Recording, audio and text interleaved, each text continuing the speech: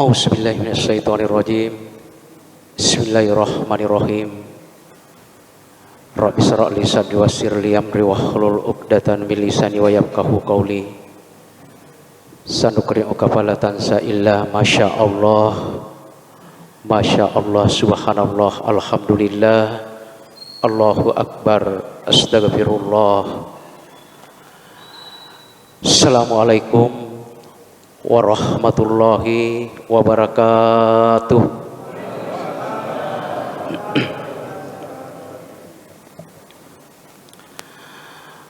Alhamdulillah, alhamdulillahi rabbil alamin, alladzi ja'ala Ramadan syahrus siyam, syahrun najah wa syahruf bihi tutahhiru anfusana minal ma'azi wal asham. Wassalatu wassalamu ala rasulillah sayyidina Muhammad ibn Abdullah sallallahu alaihi wasallam wa ala alihi wa ashabihi wa man tabi'a bi ihsani ila yaumiddin, amma ba'd. Faqad qala Allah ta'ala fi kitabil Qur'anil Karim wa huwa asdaqul qailin.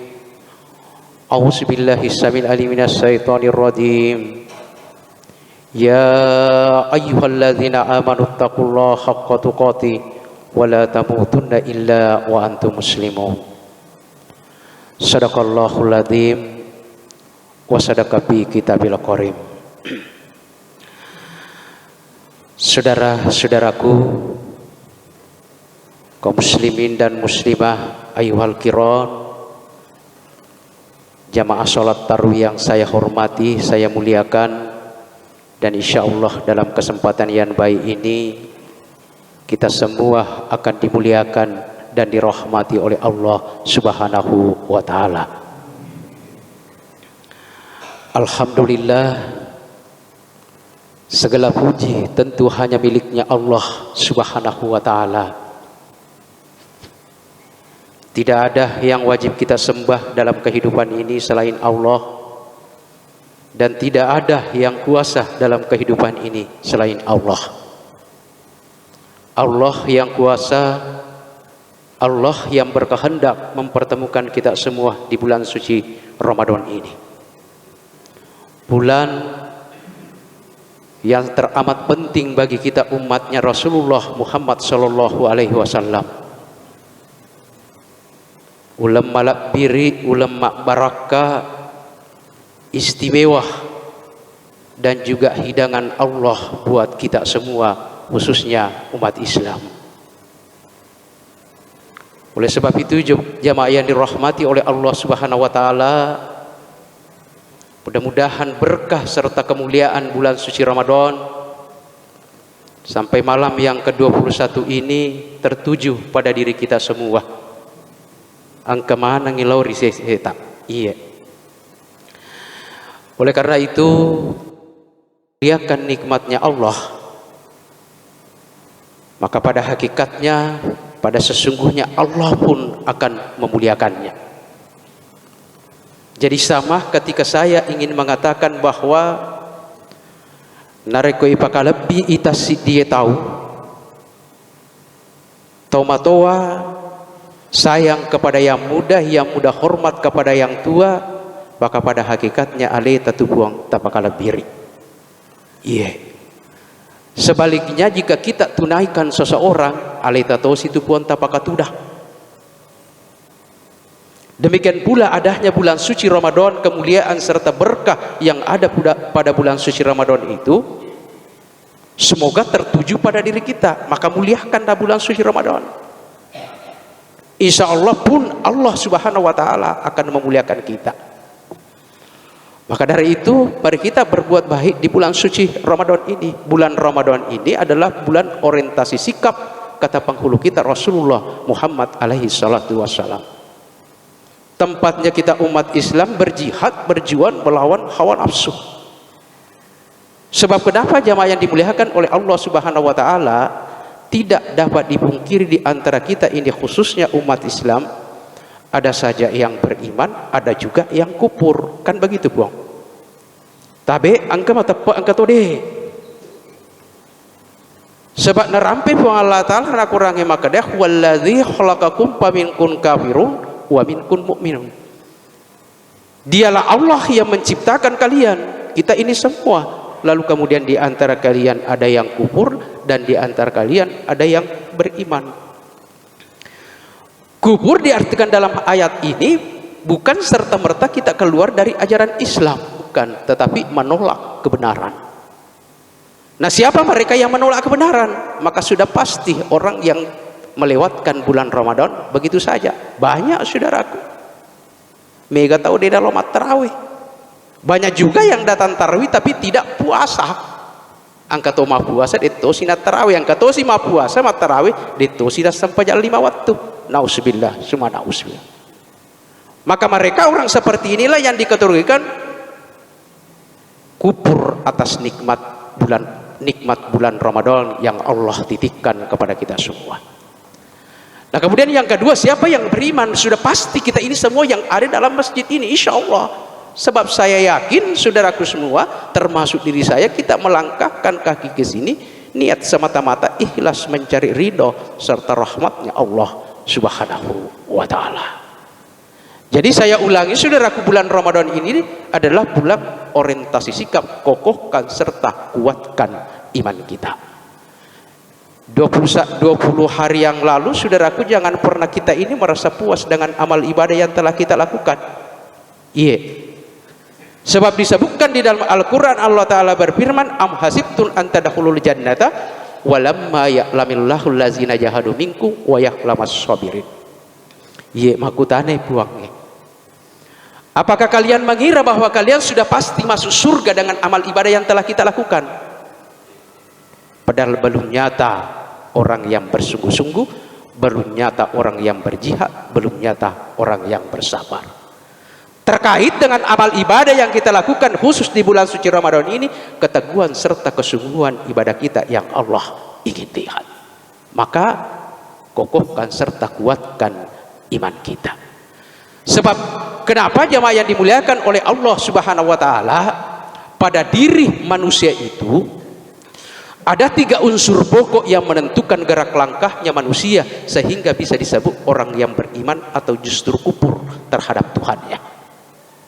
Kita persingkat ceramah ini jamaah yang dimuliakan oleh Allah Subhanahu wa Ta'ala. Saya tidak bahas satu persatu, namun saya akan sebutkan secara singkat. Yang pertama, apa itu kolbunnya manusia, atita. Hati itu pusat rasa, sesuatu yang determinasi, faktor yang menentukan. Bahkan Rasulullah Shallallahu Alaihi Wasallam mengatakan baik buruknya manusia itu tergantung kepada hatinya. Jadi sangat jelas. Yang kedua, nafsu kita pun ikut menentukan, dan yang ketiga, akal pikiran kita. Maka khusus di bulan suci Ramadan ini, sucikan hati kita, kekan keinginan hawa nafsu kita, demikian pergunakan, jernihkan akal pikiran kita. Sebab kenapa jamaah yang dirahmati oleh Allah Subhanahu wa Ta'ala, ketika nafsu yang mengendarai jiwanya seseorang, nafsu yang mendongkoli jiwa kita, maka yakin seseorang gampang untuk berbuat maksiat. Malah mau kipuan piga anu masalah ketika nafsu yang mengendarai jiwa kita. Sebab kenapa? Nafsu sifat karakternya selalu mengajak kepada keburukan. Illa ma rahima rabbi, kecuali nafsu yang diridhoi oleh Allah Subhanahu wa Ta'ala. Maka dari itu kekan keinginan nafsu kita khusus di bulan suci Ramadan ini. Jamaah yang dirahmati oleh Allah Subhanahu wa Ta'ala, kita lihat sifat karakter hawa nafsu. Nafsu itu dapat menimbulkan keserakaan, buang. Tidak kenal halal, tidak kenal haram, rakus. Macecen nama ngoah. Beda tuh buang maceceng, beda tuh mengoah. Tahu maceceng? Maceceng itu minta terus. Sudah memiliki tapi minta terus. Itu ndak rakus maceceng. Beda mengoah buang. Itu sih ko mengoah, langsung meto nakui anukku itu. Warisakku itu. Anunda tomatoku itu. Dan lain-lain sebagainya. Rakus. Membuaja tabi. Bukan kita yang membuaja saudaraku, tetapi nafsu yang sifatnya seperti itu selalu ingin puas. jauh dari ajaran agama, jauh dari aturan Rasul Muhammad sallallahu alaihi wasallam.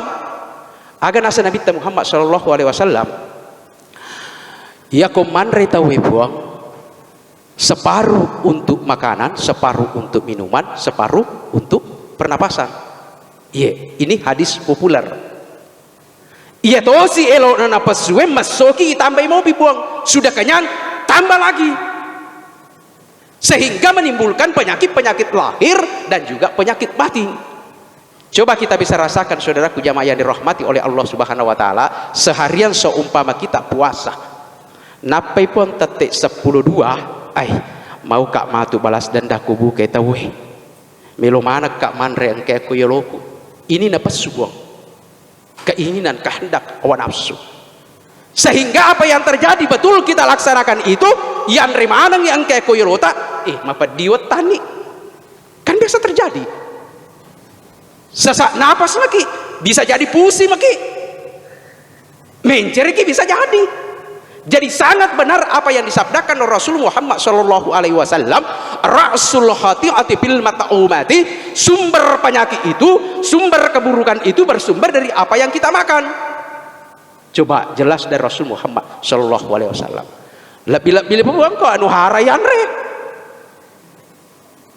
Sebab rampai Nabi Muhammad sallallahu alaihi wasallam maka dewe iza dalal haram harajal haram wa iza dalal halal harajal halal. Sesuatu yang kita masukkan di perut kita ini itu adalah haram, keluarnya haram, pengaruhnya kepada yang tidak baik.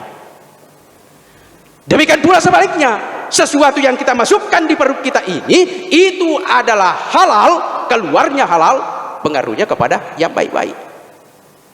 Jadi tabe buang kareng. Aja nata heran kalau seumpama biasa ada orang kita dengar bilang, orang tua bilang magiru ya anakku dene minum 77 ya to siro anak-anak bali bola weh okko mana ngi masih gi esempajana nah setengah mati kayak mampi anakku. Mungkin kena daripada sabda Rasul Muhammad sallallahu alaihi wasallam ini tapares saya buang agata panrengi keluargata agata panrengi anakta. Jamaah yang dimuliakan oleh Allah Subhanahu wa taala, saya kembali kepada hawa nafsu kita. Nafsu itu dapat menimbulkan keserakahan saudaraku, mematikan hati nurani kita. Anak bisa jadi durhaka kepada orang tua karena nafsu. Orang tua bisa tega kepada anaknya pun karena nafsu.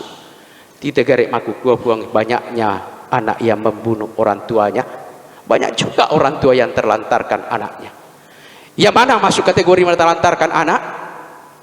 Bapak-bapak jamaah yang dirahmati oleh Allah Subhanahu wa taala, pada angka mana kipuang ke masjid iya? Kita datang berjamaah di masjid ini, mudah-mudahan istri dan anak-anak kita pun ikut di sini.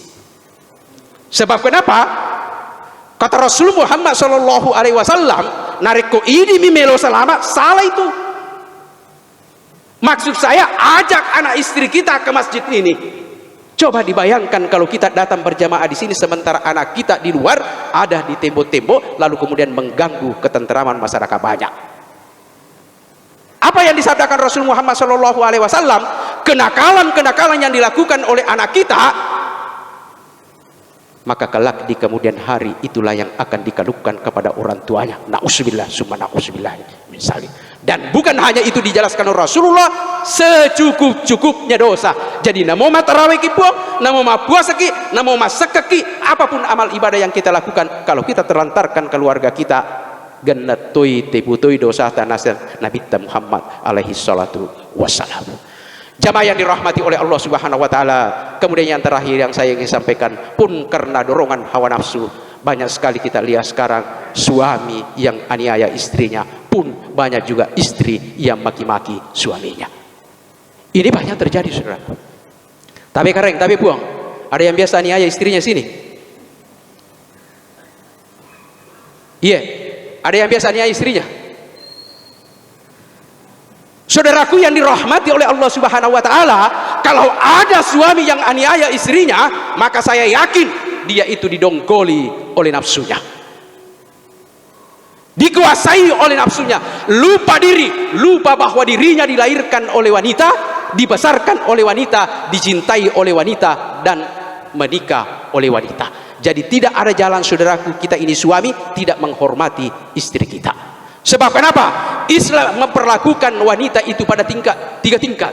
Indukmu, indukmu, indukmu, lalu kemudian bapakmu. Jadi ketika kita menghormati istri kita, secara otomatis kita menghargai wanita. Ibu kita adalah seorang wanita. Jamaah yang dirahmati oleh Allah Subhanahu wa taala. Nasabah angka metode itu biasa Pak. Ada memang biasa itu suami meringang ibu ngajina meringat tuliman. Iya. Engkau. Mudah-mudahan pada jamaah Masjid Nurul Iman 2 ini di Telkomas tidak ada seperti itu. Ya mana dibilang meringang ngajina kalau mata dapat tania golongan tanda benena na tendang. Iya, ada biasa suami seperti itu. Melo si matinju tania lawannya na tinju tapi benena na tinju. Nauzubillah summa nauzubillah misali. Coba kita bayangkan jamaah yang dirahmati oleh Allah Subhanahu wa taala, ketika kita ini punya anak gadis sudah dinikahi oleh menantu kita, layang kalinya makanya laigan rusu ibe anata ukulakena bagaimana perasaan kita. Coba bayangkan saudaraku, seperti itulah perasaan mertua kita, orang tua daripada istri kita, manakala kita aniaya kita punya istri. Jamaah yang dirahmati oleh Allah Subhanahu wa taala, yang terakhir demikian pula karena desakan nafsu banyak juga ibu-ibu saya lihat yang maki-maki suaminya. Ibu, ada yang biasa maki-maki suaminya di sini? Imah tili-tili berarti diturgaga Pak, alhamdulillah. Iya. Mudah-mudahan saya sangat berharap, sebab kenapa? Fatal jadinya. Sebab banyak istri itu yang maki-maki, kenapa sih dia bicara tak arone dua telu ni alena. Wih, sangat-sangat tajam. Dia mulai papada kak tahu, dia mulai papada kak beri boleh. Dia nak kacau tu nak kiok kalau nak kompleks iya 25 tahun. Dia sisa gak mulai melihat ke agak-agak. Pek carana, nak apa ni tu anak ya buar aku. Allahu Akbar. Ibu, apa yang dikatakan Rasul Muhammad SAW, istri yang maki-maki suami itu adalah merupakan salah satu dari bahan bakarnya neraka. Nauzubillah summa nauzubillah misali. Apa? Saya persingkat. Yang kedua, yang meronrong suami. Pernah ronrong suaminya Bu? Aliang aku dia apa nih yule? Kan ada seperti itu. Ini fakta Pak, ada yang pernah saya dengar. Loi anu Pak, loi pengantin rasa, dia naga cautu ne wajukku Pak. Kenangan ni botinge. Mak baju dua bai tahu iya, baju aga senaru pake. Aka telu ni pake lopis tewe. Sehingga suami mengatakan, baju apa dipakai itu temanmu yang ada di pesta bilang Dubai na pakai tahu. Saya akan naliangi 750. Iya, 750. Lo meli ke sentral. Akhirnya pergi ke sentral, tanyakan 2.500.000 Pak alian aku ke sentral. Masya Allah, ternyata tetangganya oke Pak Madinah, oke Makkah nali tahu. Surat tuh dilakai mula meli aku ke Makkah ke Madinah. Ini namanya meronrong suami. Pun termasuk calon bahan bakarnya neraka, kata Rasulullah Muhammad alaihi salatu wasalam. Yang ketiga, mempertontonkan orang. Yang keempat, tidak mau taat pada perintah agama. Ibu yang dirahmati oleh Allah Subhanahu wa taala, jaga status kita sebagai istri solehah. Sebaik-baik perhiasan, kata Rasul Muhammad sallallahu alaihi wasallam, adalah istri soleha. Menjadi istri soleha itu tidak mesti dari kalangan ustazah, tidak mesti yang selalu ikut pengajian. Akan tetapi ketika ibu sudah taat pada perintah Allah, taat pada perintah Rasul, berpuasa pada bulan Ramadan, taat pada perintah suami, maka layaklah istri kita dipanggil sebagai istri soleha. Jamaah yang dirahmati oleh Allah Subhanahu wa taala, maka dari itu saya ingin tutup ceramah ini. Mari di bulan suci Ramadan ini kita bentengi diri kita dengan ibadah Ramadan. Ada ibadah puasa, kata Rasul Muhammad SAW, sebagai tamin pengekan keinginan hawa nafsu kita, selama puasa itu tidak dirusak dengan kebohongan dan juga hal-hal yang bisa membatalkan puasa kita. Semoga apa yang saya sampaikan dalam kesempatan ini ada manfaatnya, terutama bagi diri pribadi saya. Lebih kurangnya mohon dimaafkan. Wallahul muwaffiq ila aqwamit thoriq.